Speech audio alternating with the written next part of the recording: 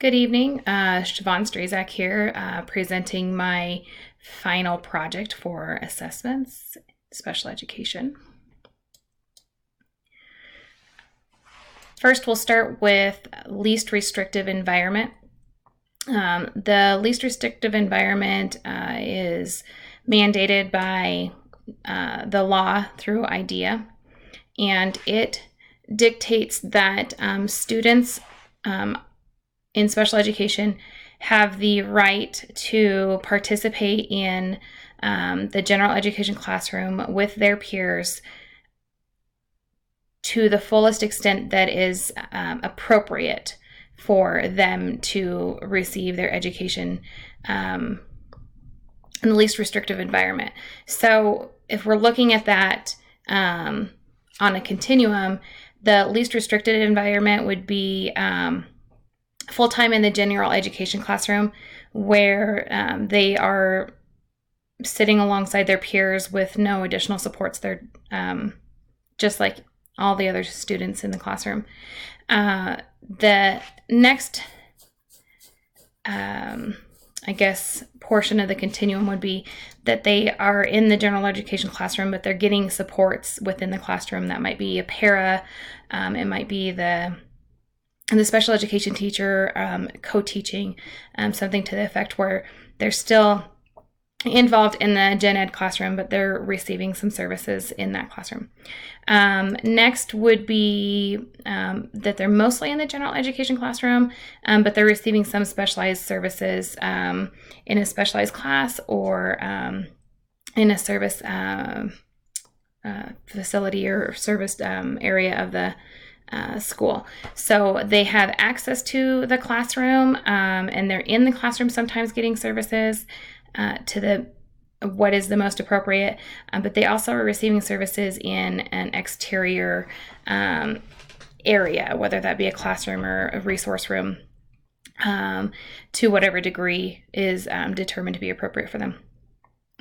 The last part of the continuum that involves the public school setting discusses the student is in the special education room full-time, but still on the same campus as their peers in their neighborhood or in their area that they live. The next step would be that the student would be put into a special school that is geared more towards what they need for their disability, and that's typically going to be off campus at a special program.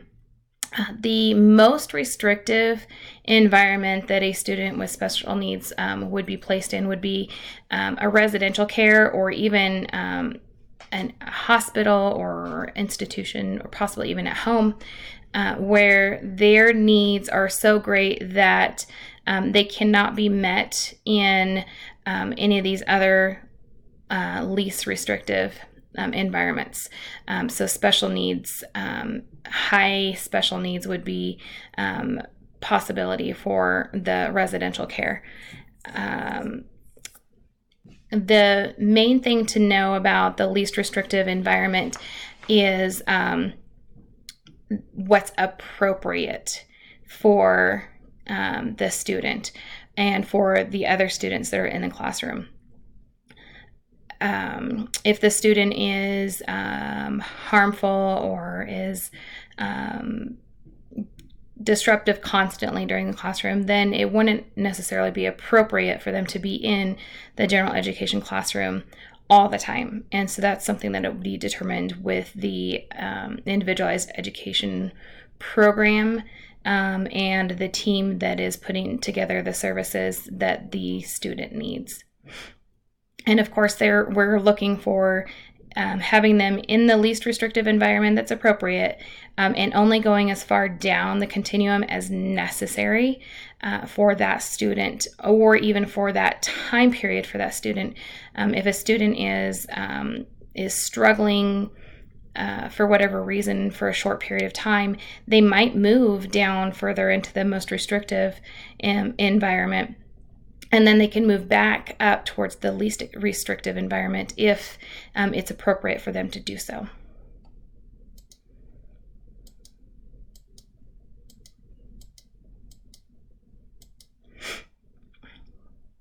Okay, next we have the assessment process cycle. So with that, the cycle starts after the student has been identified as possibly needing special education.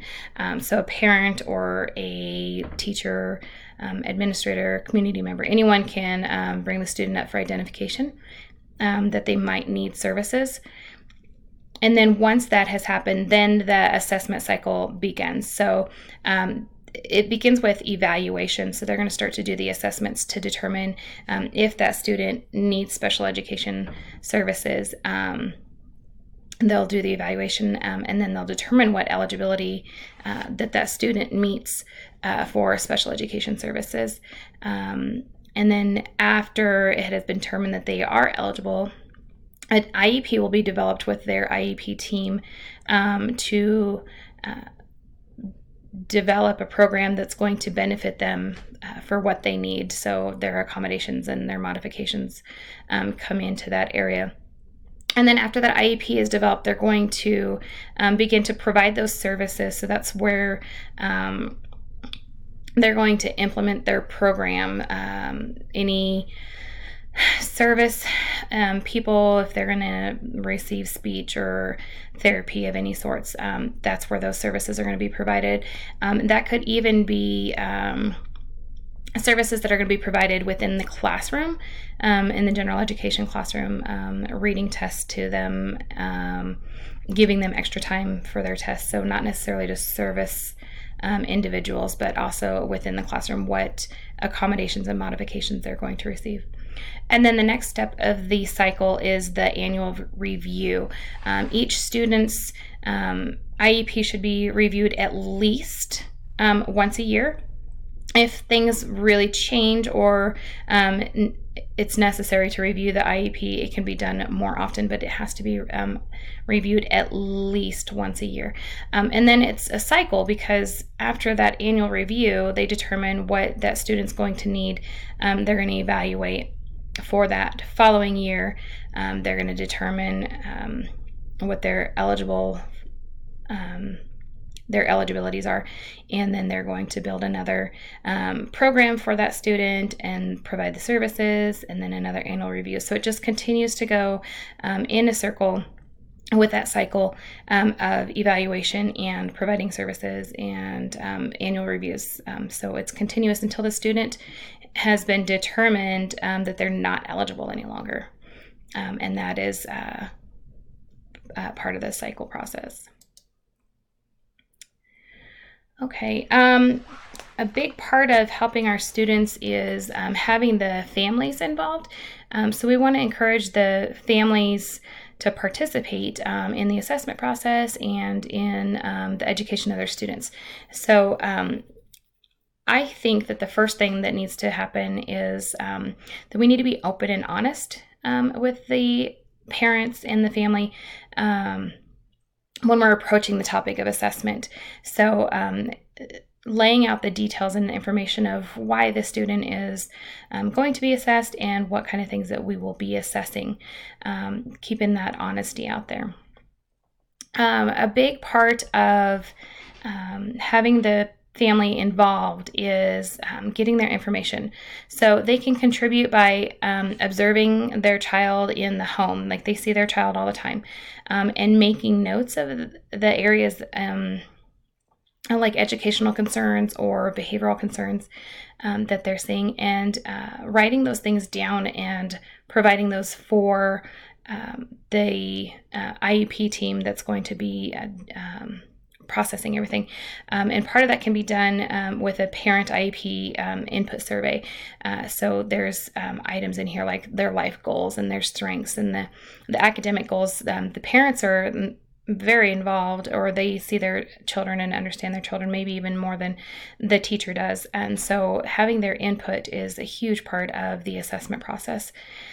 And then as part of that input that we're getting from them, we should be asking them if there are any community resources that they're interested in or that they think would be beneficial to the success for their student, for their child.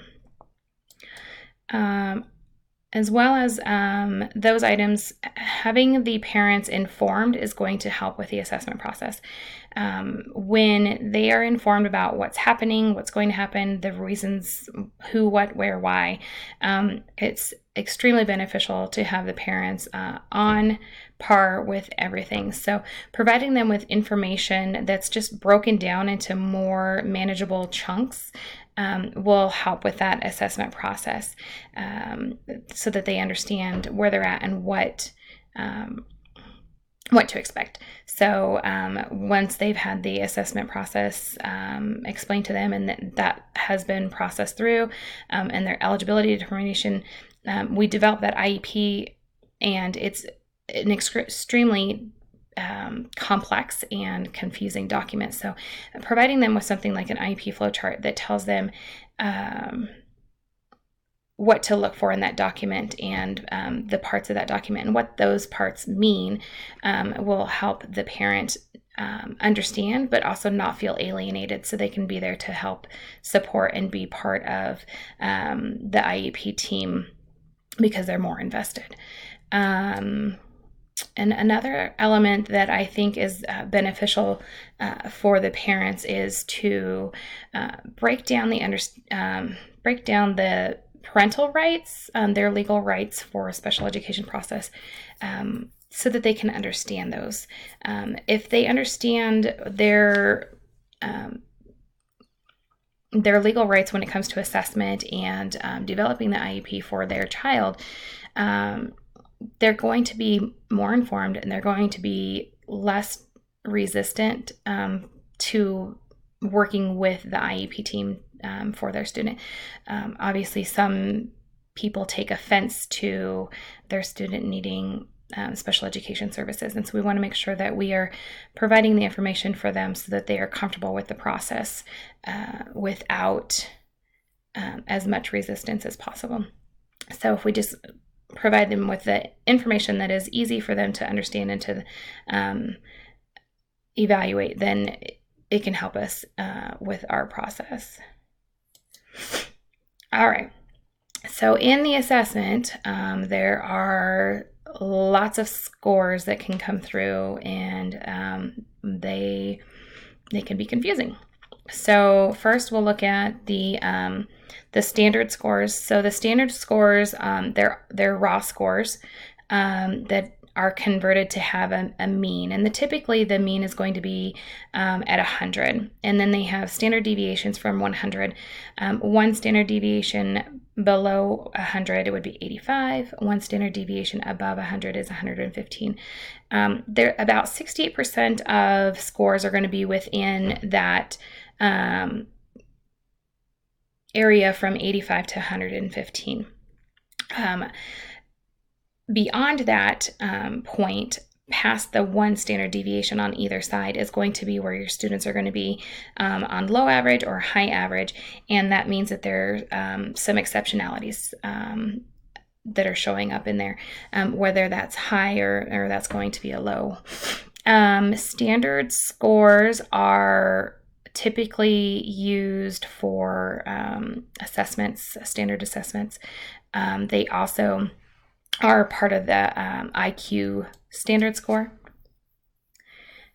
With the standard score, in relation to the STAY 9s, the STAY 9s is short for standard 9s, and they break it down a little bit easier, I guess, to understand, and they put it on a scale from 1 to 9, with 5 being the mean, and then if they've got one standard deviation, then it actually their score would be 7 for one standard deviation, and below would be 3. So you can see it's related to the bell curve here. And then the additional one is the percentile ranks, which is also based off of the raw scores, and the students are ranked compared to peers that have also taken the test, the norm standard, and they are above or